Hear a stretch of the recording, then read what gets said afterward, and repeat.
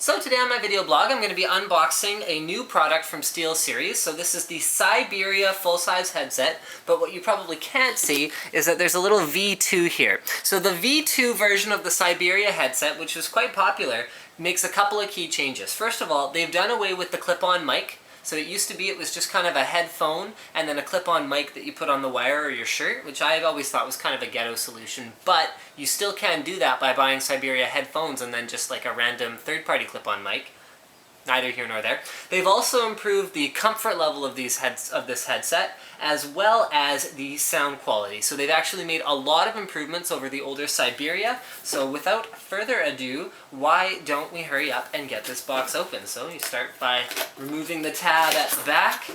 Now, Steelseries is not, known as an audiophile class headphone, but it's not really what they market their products towards. What they do market them towards is gamers. So what they're saying is that it is pro gaming optimized, which means crystal clear highs, lows, and mid tones, and these are also closed type headphones. And what closed means is that when you have the ear cups over your ears, it blocks out the outside noise so that you don't get distracted by any other noises that you hear. And it also means that others cannot hear what's going on inside the earphones, or headphones, sorry, either. Okay, so I kind of don't know where I was going with that, but without further ado, here is the Steelseries Professional Gaming Gear pamphlet, which shows you a bunch of their other products that would go along with this one. Okay, thank you very much.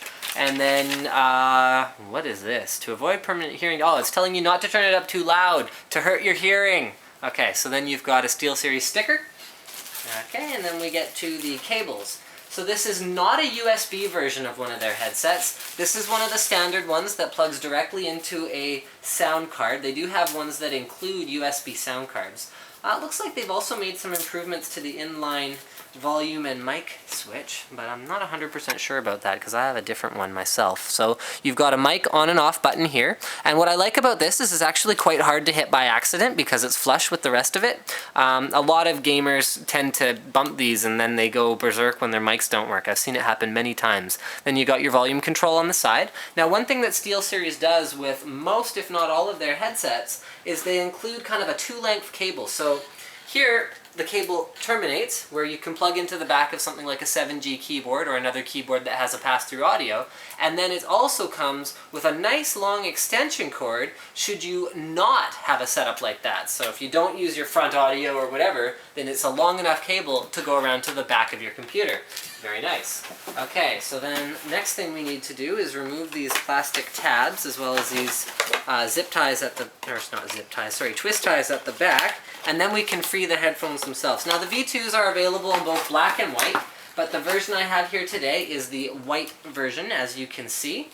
Alright, so they go on this way, and something to have a look at before you sort of get too far into this is the way that the headset is suspended. So Steelseries claims, and I'm about to find out whether it's true in a moment, that the suspension mechanism that they have here makes the headphones much more lightweight and much more comfortable to wear for extended periods. And while I can't vouch for extended periods, I can tell you right off the bat that these are extremely light headphones and that they do fit quite comfortably because they use an enormous ear cup that is very, very soft. It's kind of a soft, pleathery material. Okay, so then last but not least, oh yeah, it uses 50mm drivers. I should probably mention that. So it's quite a large driver for like a gaming headset.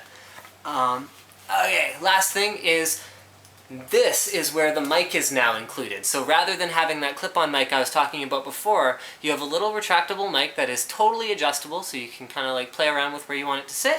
And I think that pretty much covers it. Thank you for checking out my unboxing of the Steelseries Siberia V2.